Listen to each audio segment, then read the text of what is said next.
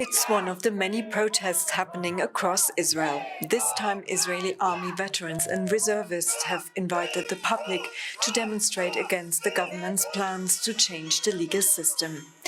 Across the street from Prime Minister Benjamin Netanyahu's office, Shikma Bressler, a physicist, is addressing the rally.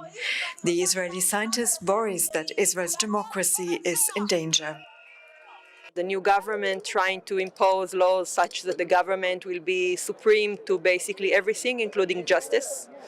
So we are here to make sure that such legislation will never pass. It will take us down the road that Hungary and Poland and Turkey and Iran went before us. We just want to make sure that this is not happening here as well.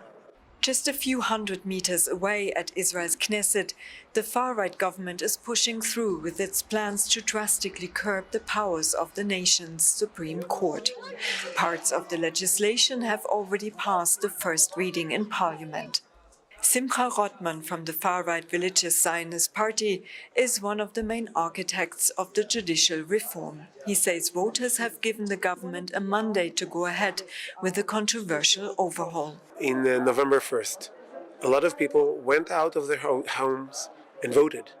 And they voted on exactly this issue. So to listen to there is a lot of people, but it is a small minority in Israel that says that this reform is not good for them. We have basically a court that is unbalanced and unchecked, unlike the other entities in the government, which are checked and balanced. So we need to introduce checks and balances to the Israeli system. But opponents disagree. They say the overhaul will give the government unchecked power and override Israeli judiciary's independence. There's no constitution in the State of Israel and no declaration of human rights. We do not have two houses of parliament. We do not have term limits for the prime minister. That's why, in terms of checks and balances, many times we lean on the High Court's decisions. This law makes it impossible for the Supreme Court to oversee the Knesset and the government's actions. Another protest, this time in front of the Prime Minister's residence in Jerusalem. After weeks of demonstrations, people here are angry that their voices are not being heard and legislation is being pushed through.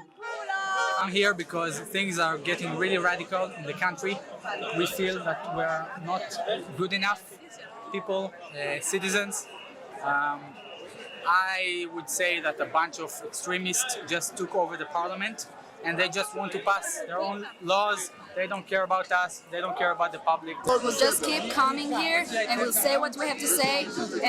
We'll try in not a violent way, but I mean, we have nothing else to do and we need to fight for our country.